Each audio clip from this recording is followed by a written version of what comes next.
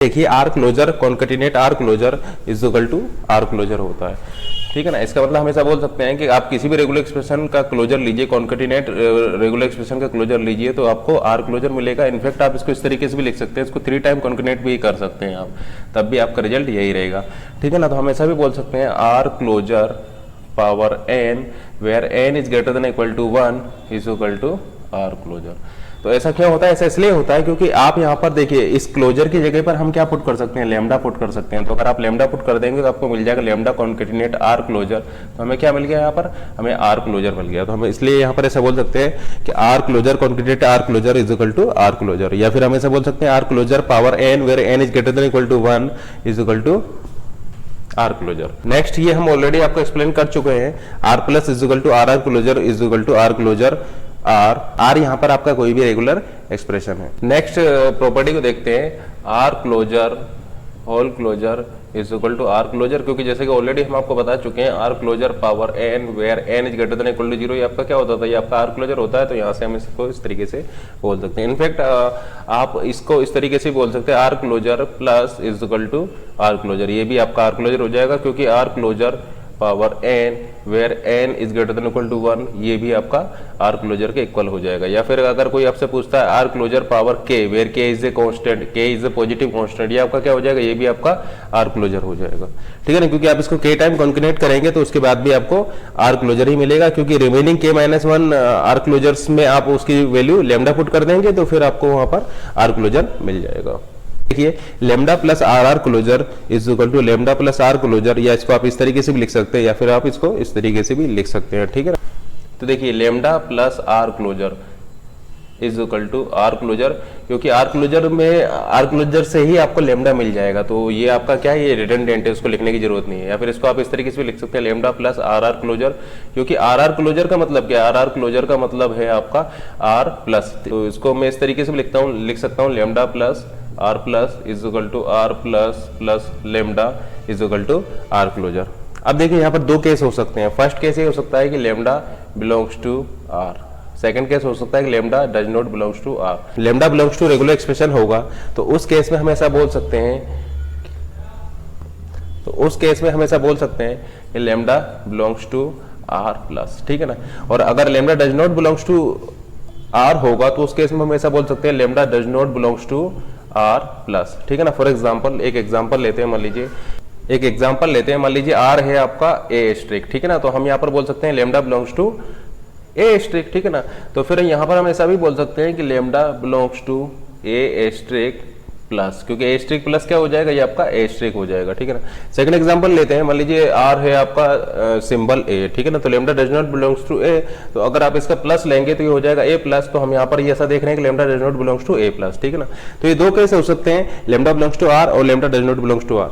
तो अगर first case को हम देखें लेमडा बिलोंग्स टू आर, तो इस केस में फिर इस आइडेंटिटी को हम लिख सकते हैं, ठीक है ना। इसी आइडेंटिटी को हम इस केस फर्स्ट केस में लिख सकते हैं। अगर लेमडा बिलोंग्स टू आर होगा,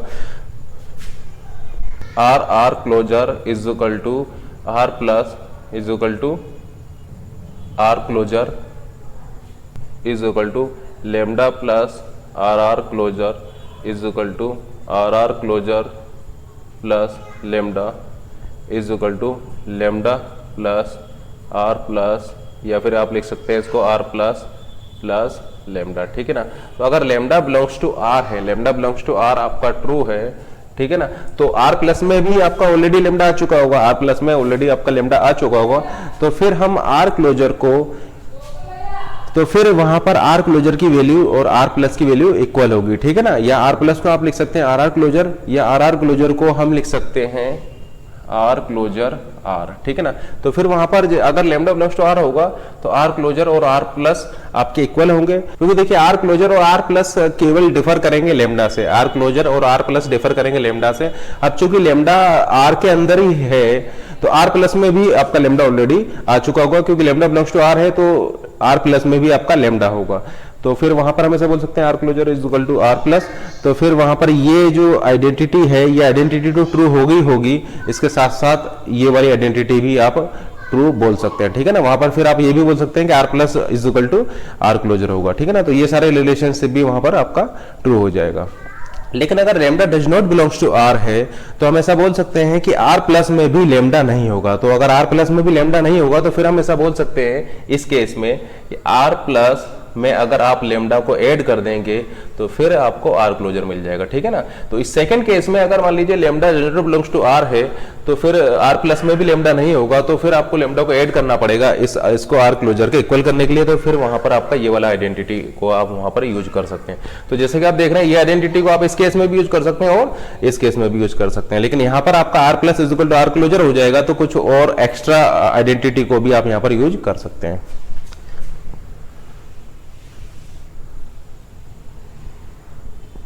अब इसको हम ऑलरेडी एक्सप्लेन कर चुके हैं। इसको आप इस तरीके से भी लिख सकते हैं P Q power N P is equal to P Q P power N, ठीक है ना। इसको हम ऑलरेडी आप एक्सप्लेन कर चुके हैं। आइडेंटिटी देखते हैं, इस आइडेंटिटी को भी हम प्रीवियस लेक्चर में एक्सप्लेन कर चुके हैं। तो पी प्लस क्यू क्लोजर हो जाएगा, P closure Q closure whole closure, या इसको आप इस तरीके से भी लिख सकते हैं, या फिर आप इसको इस तरीके से भी लिख सकते हैं P closure plus Q whole closure, या फिर आप इसको इस तरीके से भी लिख सकते हैं P plus Q closure whole closure, या फिर इसी चीज को आप इस तरीके से भी लिख सकते हैं P plus Q whole closure P closure Q closure, या फिर इसी को आप इस तरीके से भी लिख सकते हैं P closure plus Q Q closure whole closure, या फिर इसी को आप इस तरीके से भी लिख सकते हैं P plus plus Q plus whole plus plus lambda, या फिर इसी को आप इस तरीके से भी लिख सकते हैं P plus plus Q plus asterisk, या फिर इसी को आप इस तरीके से भी लिख सकते हैं P Q asterisk plus Q P asterisk whole asterisk, ठीक है ना। तो और भी डिफरेंट तरीके से हम लिख सकते हैं, और हम ऑलरेडी इस चीज को डिस्कस कर चुके हैं। यूज कहां पर होगा, इस टाइप का आप यूज कहां पर करेंगे, तो यूज यहाँ पर इस तरीके से कर सकते हैं। मान लीजिए एक लैंग्वेज है एंडिंग विद ए, लैंग्वेज है एंड और set of all strings ending with A, तो रेगुलर एक्सप्रेशन हो जाएगा A plus B closure ending with A, ठीक है ना। तो एंडिंग विद ए हमने किया, इससे पहले आपका कुछ भी यहाँ पर आ सकता है। तो देखिए इसको हम इस तरीके से भी लिख सकते हैं A star B star whole star dot A, तो ये भी आपका हो जाएगा set of all strings ending with A, या फिर इसको हम लिख सकते हैं B star A star whole star A, या फिर इसको हम लिख सकते हैं A streak plus B star whole star A, ठीक है ना। तो ये सभी क्या है, set of all strings ending with A. तो इन सभी रेगुलर एक्सप्रेशन की लैंग्वेज आपका सेम होगी।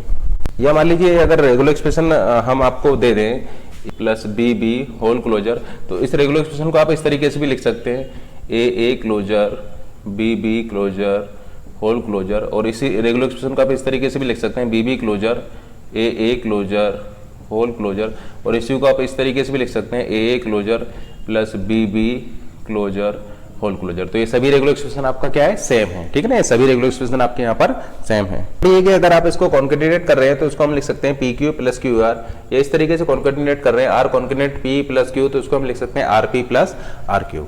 Are concatenate R is not equal to R, ठीक है ना।